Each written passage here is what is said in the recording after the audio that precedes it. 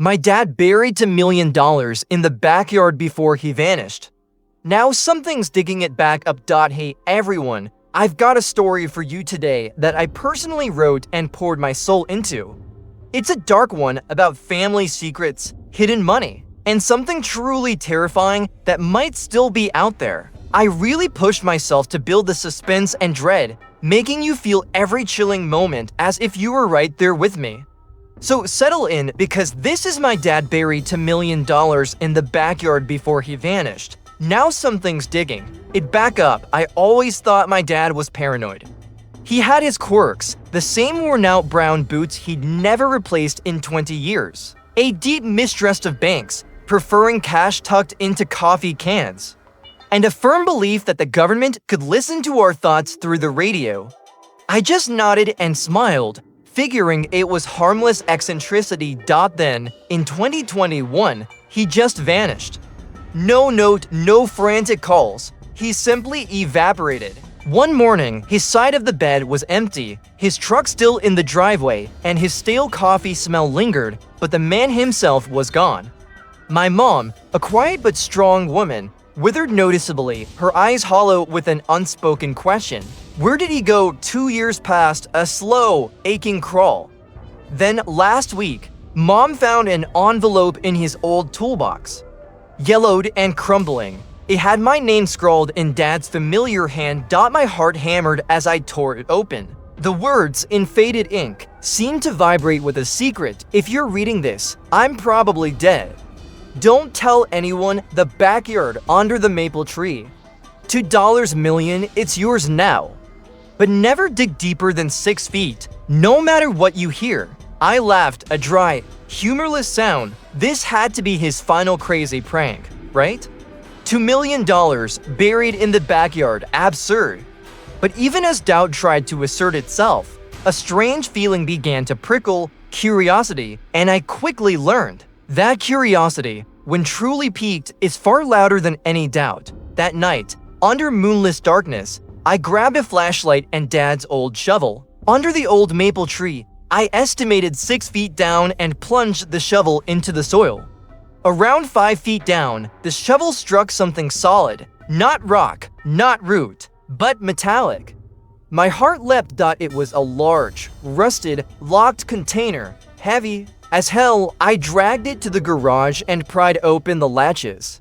Inside were bundles of crisp, aged cash, bound in red tape. No bank markings, they were real.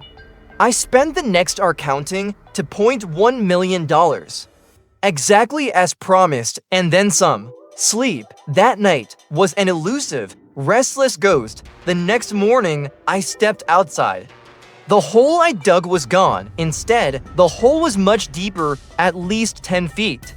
Fresh, uniform claw marks lined the inside walls. Too deliberate to be animal, they looked like human fingers desperately trying to escape or dig further down. And the worst part, the dirt I'd shoveled out was gone, vanished, not piled anywhere.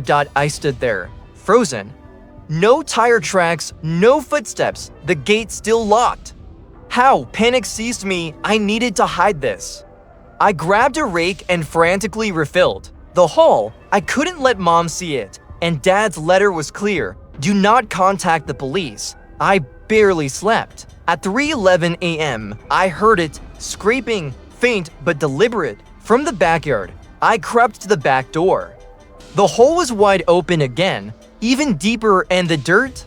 Gone. A shadow leaned against the tree, watching. I slammed the curtains, locked every door. The next day, there were bare, wet human footprints leading from the hole straight to my bedroom window. They just disappeared at that spot, as if whatever made them had climbed in or was already inside.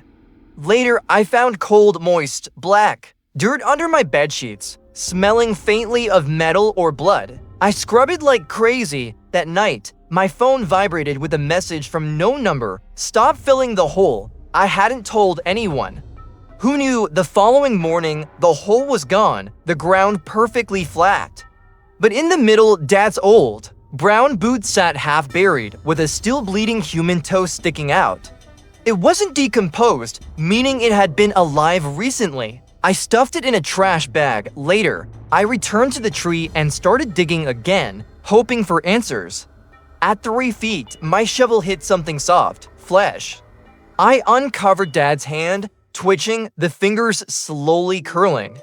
Then it moved, pulling itself up from the dirt. I ran. That night, I heard his voice from inside my room, warped and hollow. "Hey, kiddo.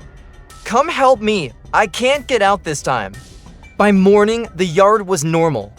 But then I found his old tape recorder on the porch, turned on. I never meant to leave you like that. I had no choice. They needed a sacrifice. Something that belonged to the earth. The money was payment. You were never supposed to find it. Then came the second tape. On my pillow, his voice perfectly clear. "I see you, son. I'm almost home." Growing up, Dad always kept a door in the basement hidden behind the furnace. That night, I pried it open. Inside was a narrow, black plastic-lined hallway with a dirt floor. At the end, another door carved with stay. I pushed it open. It was a tiny room with photos of me, sleeping, eating, walking to school, some from just days ago. I ran, locking the basement door. From beneath the floorboards, I heard, "You weren't supposed to find the room yet." The tapes in that room were confessions. One, labeled for last year, played my own voice, deeper and hollow. "If you're hearing this, it means I'm gone. Or worse, stuck somewhere I can't escape." The money, it wasn't just cash, it's a curse, a debt passed down.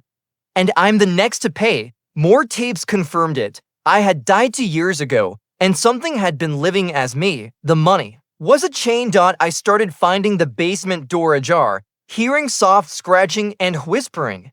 One night, the door slammed shut behind me when I went downstairs.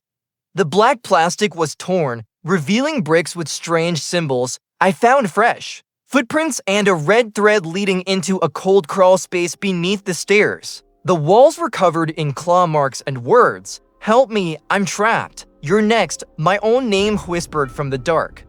My flashlight died and a cold hand grabbed my ankle. I was yanked into a hidden chamber. My flashlight revealed hundreds of terror-stricken faces and old newspaper clippings about disappearances.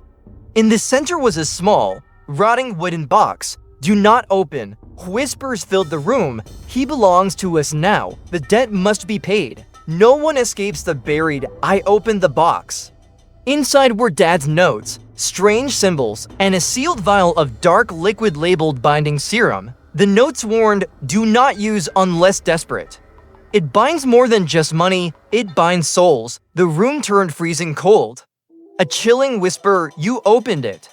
Now the debt is closer." Since then, the voices are everywhere. I see flashes of my dad, distorted. Mom told me, "You have to finish what he started, or the debt will consume us all." Last night, I woke up choking on dirt. A note on my pillow in Dad's handwriting, "Finish the job, or join me beneath the earth." The backyard is a prison. Last night, the ground cracked and swallowed me.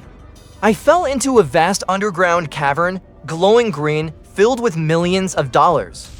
Whispers told of debts. Figures moved in the shadows.